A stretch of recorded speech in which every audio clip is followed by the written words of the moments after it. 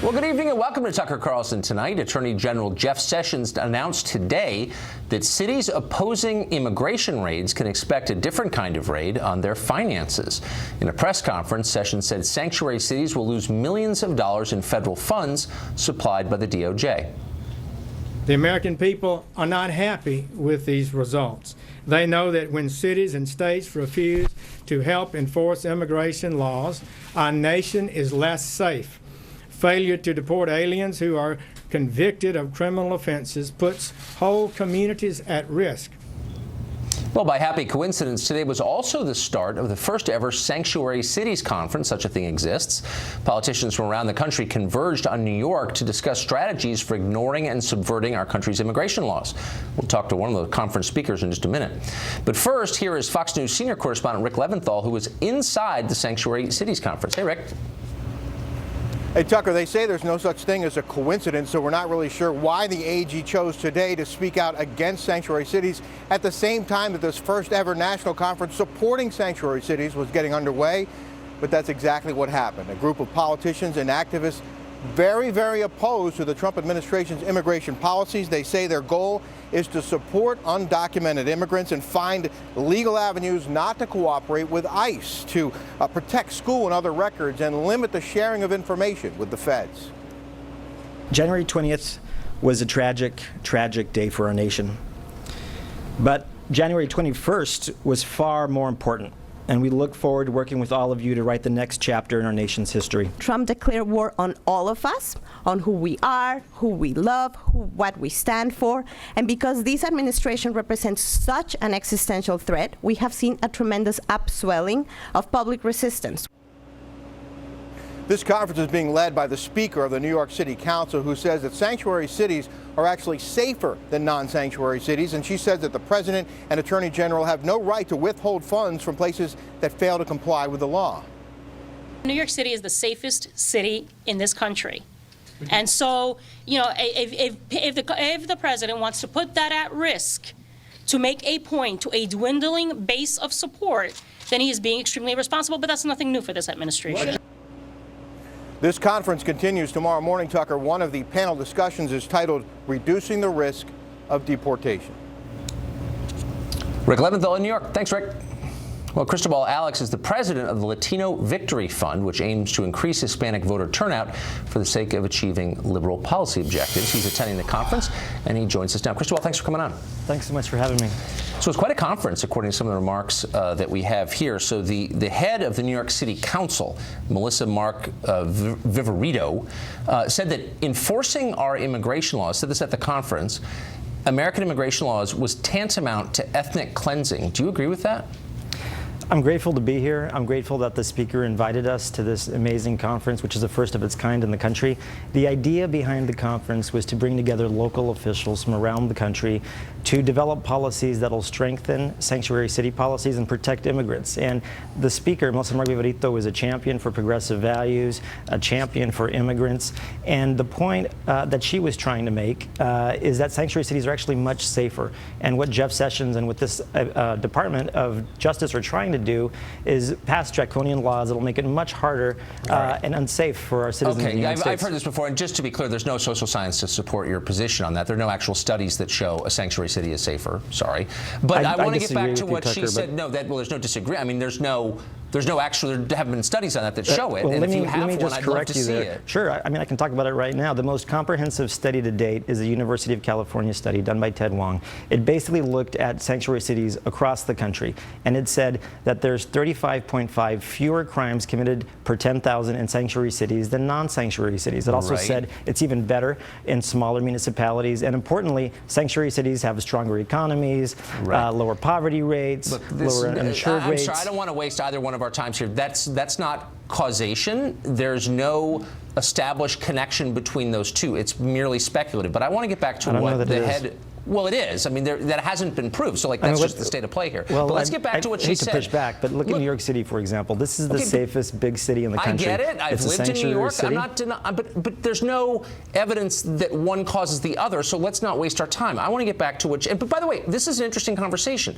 I don't understand why it needs to be a racial conversation. I don't understand why, if you disagree with someone on immigration policy, that person needs to be a racist, needs to be committing ethnic cleansing. And the head of the New York City Council made that claim today. You don't speak for her, but I want to know what you think of that.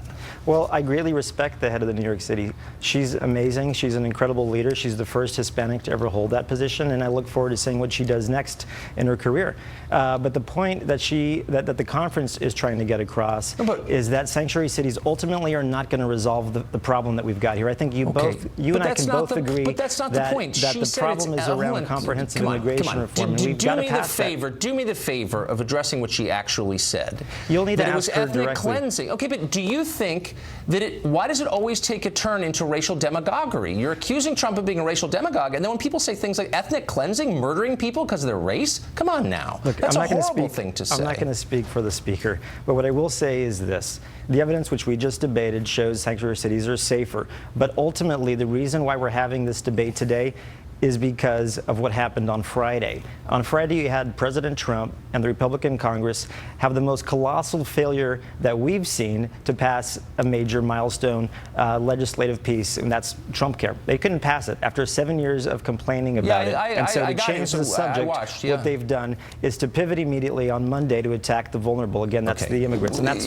part and parcel for what this administration does. Spare me the political analysis. I mean, whatever you think of these policies, you disagree. He's been talking about them since the first day he announced for president. So you can't say this is something he came up with yesterday in order to divert attention from something from which everyone is obviously paying attention. But here's my question: what is the effect on people already in this country? What do you make of the effect? We know for a fact that when you flood the zone or a labor market with lower wage labor, it depresses wages. That's called supply and demand. You're familiar with that, I know, as an educated man. We just had a debate about the economy in these sanctuary cities, and they're better in these sanctuary cities. So I think that creates a new question, which I think ultimately we've got to answer that together, which is the country a better place when you have immigration? And I would argue that it is. Maybe you would argue that it isn't. No, I'm not, but I'm not arguing that, and I'm hoping you'll give me a straight answer. You believe in supply and demand, presumably. It's a natural law as well as an economic principle. If you have an overabundance of something, its value falls. If people are willing to work for less, what does it do to wages for people already there? They go down. We've seen wages fall or remain stagnant. So there's no denying there's a connection. What do you think of that? So I disagree with you. Here's what I disagree with, because on what basis? In the study I just referenced a minute ago, the most comprehensive study to date says that in cities that are sanctuary cities, the wages are actually higher. And I will share that study with your staff, and I hope when you update your book, which I know is happening, that we can do that. But let me just put it this way. This is insulting. Tucker, you're telling me, look, New York City is a rich city because American finance is headquartered there. And so that's where the money comes from in New York City. Well, you pointed to New York. You could point to Chicago, same thing. It has nothing to do with the immigrant labor there, which depresses wages for everyone, including naturalized immigrants, and I'm wondering if you care. That's well, here's question. The thing. I disagree with you. And you How mentioned, can you disagree with that? Hold on. You mentioned you used to live in New York City. Here's the thing. In New York City, and you've seen this in the subways, there's a campaign. It says, see something, say something. And what these policies that are designed to defund and take money away from local police do is it means instead of see something, say something, you see something and don't say anything because immigrants are going to be afraid to go to law enforcement. Right. And so this is the height of hypocrisy. If you want to make these local communities safer, you move resources to local law enforcement. You don't take resources away from local law enforcement. The government is making a pretty clear argument, which is obey our laws or don't take our money. And that seems like a pretty reasonable argument. If you're living in your parents' house and they say there's a curfew at 11, you come home at 12, you shouldn't be surprised when they say get your own apartment.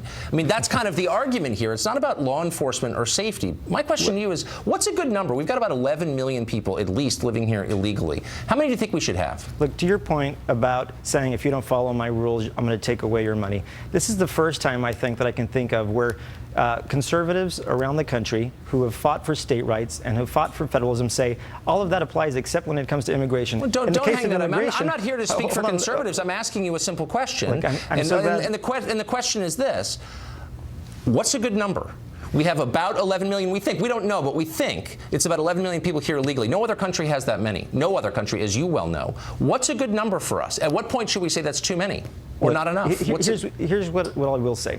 Obviously, sanctuary cities are not the ultimate fix for this broken immigration system. Congress, even though this Congress can't get it done, Republicans control every branch of government. They can't pass Trump care. But at the end of the day, stop with the propaganda. at the end of the day, you're going to have Answer to the pass question. a law to fix this system. Okay, but so I'm not a policymaker. I'm not going to tell you. No, you're not a policymaker. You're a policy advocate who is pushing for a certain set of positions based on your beliefs.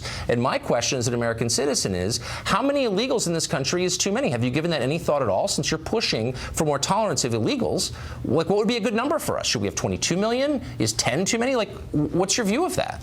Look, this is a country built on immigrants. Immigration is the fabric of our nation. Is the country built on illegal immigrants? The country really? Is the strongest country in the world because of immigration. And so, yes, instead of building walls, we should be building bridges. We should be fixing our immigration system. I'm sorry. I'm getting frustrated because you guys always fall back on these bumper stickers. Do you ever engage with the ideas? Do you ever think, my job is to advocate for illegal aliens? How many should we have? Do you ever, work through what you actually believe, or do you always go back to we're a nation of immigrants and we should build bridges, not walls? I mean, I'm sincerely asking you that.